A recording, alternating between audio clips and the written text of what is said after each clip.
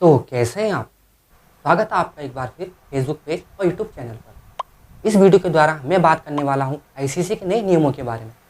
जैसे कि अगले महीने ऑस्ट्रेलिया में आईसीसी T20 वर्ल्ड कप खेला जाना है।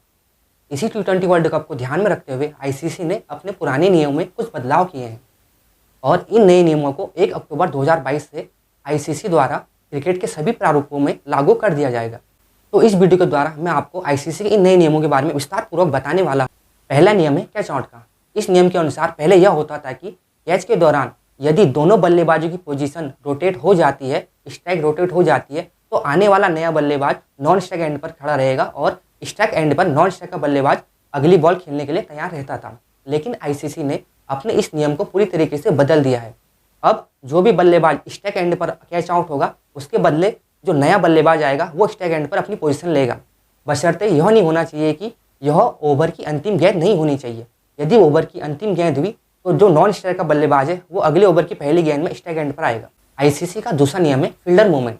इस नियम के अनुसार पहले यह होता था कि अगर गेंदबाजी के दौरान कोई भी फील्डर अपनी पोजीशन चेंज करता है तो अंपायर द्वारा उस गेंद को डेड बॉल करार दिया जाता था। तो आईसीसी ने अपने इस नियम को पूरी तरीके से बदल दिया है। यदि गेंदबाजी के दौरान कोई भी फील्डर अपनी पोजीशन को चेंज करता है और बैट्समैन को उलझाने की कोशिश करता है तो अंपायर द्वारा यह निर्णय लिया जाएगा कि बल्लेबाजी करती हुई टीम को 5 रन पेनल्टी के रूप में दिए जाएंगे। बस फील्डर को एक यह स्वतंत्रता है कि वो आगे की तरफ अपनी पोजीशन को ले सकता है, यानी कि आगे की तरफ स्टार्ट ले सकता है। अपनी पोजीशन को दाएं, बाएं या पीछे की तरफ नहीं कर सकता है, क्योंकि ऐसा करने पर सामने वाली टीम को 5 रन पेनल्टी के रूप में दे दिए जाएंगे, जो रन अतिरिक्त के रूप में उनके खाते पर, उनके स्कोरबोर्ड पर जोड़े जा सकते हैं।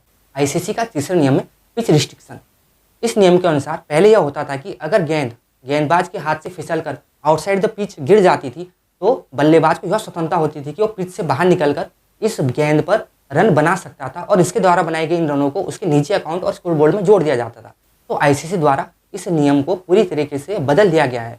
अब स्ट्राइक एंड पर खड़ा बल्लेबाज अपनी पिच से ही गेंद को खेलने के लिए स्वतंत्र रहेगा, ना कि वो आउटसाइड द पिच जो गेंद गिरी है उसको खेलने के लिए बाहर नहीं जा सकता है। यदि वो इस तरह का शॉट इस गेंद पर लगाने की कोशिश करता है या रन बटोरने की कोशिश करता है तो यह रन पूरी तरीके से अमान्य होंगे और इस गेंद को डेड बॉल करार दे दिया जाएगा। आईसीसी का चौथा नियम है सलाइवा का बैन। कोविड के टाइम पर आज से 2 साल पहले आईसीसी ने यह तय किया कि लार का प्रयोग बॉल को चमकाने के लिए नहीं किया जाएगा, लेकिन उस समय यह अस्थायी रूप से लागू किया गया था। लेकिन 1 अक्टूबर 2022 से आप क्रिकेट के दौरान अपने लार का उपयोग गेंद को चमकाने के लिए बिल्कुल भी नहीं कर सकते। अब यह नियम आईसीसी ने क्रिकेट प्रारूप में पूरी तरीके से परमानेंट कर दिया है। आईसीसी का 5वां नियम है स्लो ओवर। स्लो ओवर में पहले यह नियम था कि अगर कोई भी टीम स्लो ओवर कराती है तो उसके कैप्टन को या फिर पूरी टीम को एक जुर्माना इस स्लो ओवर के कारण देना होता था, या फिर कप्तान के कई बार ऐसा करने पर उससे 1 मैच के प्रतिबंध का भी प्रावधान इस नियम के अनुसार रखा गया था। लेकिन अब आईसीसी ने इस नियम को पूरी तरीके से बदल दिया गया है। तो 1 अक्टूबर 2022 से यह नियम लागू कर दिया गया है कि तय समय के बाद जो भी टीम जितने ओवर कराएगी उन ओवरों में उनका एक फील्डर 30 यार्ड के अंदर आ जाना चाहिए। इससे फायदा यह होगा कि बल्लेबाजी टीम को रन बनाने के लिए बहुत सी आसानी रहेगी। आईसीसी का छठा नियम striker end batsman not run out by bowler. यदि गेंदबाजी के दौरान स्ट्राइक एंड का बल्लेबाज क्रीज से आगे बढ़ता है शॉट खेलने के लिए तो गेंदबाज को यह हक था कि वह अपनी गेंद को थ्रो करके उसे रन आउट कर सकता था। लेकिन आईसीसी ने इस नियम को पूरी तरीके से बदल दिया गया है। अब गेंदबाज थ्रो करके स्ट्राइक एंड के बल्लेबाज को रन आउट नहीं कर सकता। आईसीसी का 7वां नियम यह है कि non strike batsman run out, यानी कि गेंदबाजी के दौरान यदि कोई नॉन स्ट्राइक बल्लेबाज अपनी क्रीज से आगे बढ़ता है तो गेंदबाज को स्वतंत्रता यह है कि वह उसे रन आउट कर सकता है। लेकिन इस रन आउट की बहुत ही आलोचनाएं होती थी, इसमें बड़े बड़े क्रिकेटरों का नाम भी खराब हुआ। लेकिन आईसीसी ने अब इस नियम को क्रिकेट का एक हिस्सा मान लिया गया है।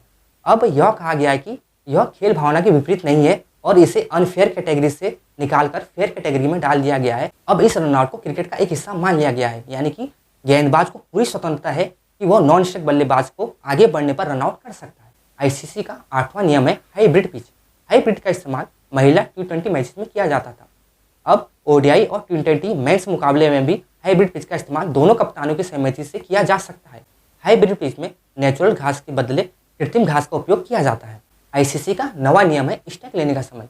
स्ट्राइक लेने का समय जो पहले टेस्ट और ओडीआई में 3 मिनट का था उसे 3 मिनट से घटाकर अब 2 मिनट का कर दिया गया है और वहीं T20 मुकाबले में यह समय 90 सेकेंड यानी कि 1.5 मिनट का रखा गया है। पहले यह होता था कि टेस्ट और ओडीआई में जो हमारे ड्रेसिंग रूम होते हैं वो बाउंड्रीज पर ना होकर कि स्टेडियम के ऊपर की तरफ होते हैं। वहाँ से बल्लेबाज को स्ट्राइक पर आने पर कुछ समय लग जाता था। यह समय पहले 3 मिनट का था और इसे घटाकर अब 2 मिनट का कर दिया गया है। वहीं T20 मुकाबले में जो ड्रेसिंग रूम होते हैं वो बाउंड्रीज के करीब होते हैं, तो आपको अब विथ इन 1.5 मिनट यानी कि 90 सेकंड के अंदर अपने स्टैक पर पहुंचना है। यदि बल्लेबाज इस तय समय पर अपने स्टैक पर नहीं पहुंचता है तो विपरीत टीम का कप्तान आपको टाइम आउट दे सकता है। तो दोस्तों, आपको ये वीडियो कैसा लगा? अगर ये वीडियो आपको अच्छा लगा हो, इस वीडियो को लाइक, कमेंट, शेयर जरूर कीजिए। और अगर आप इस पेज और इस चैनल पर नए हैं तो पेज को फॉलो और चैनल को सब्सक्राइब करना बिल्कुल भी ना भूलें। इस पेज और इस चैनल पर आपको क्रिकेट से रिलेटेड सारी भी अपडेट मिलती रहेंगी। और आपसे मेरा विनम्र निवेदन है कि इस फेसबुक पेज और यूट्यूब चैनल पर अपना सपोर्ट बना के रखिए।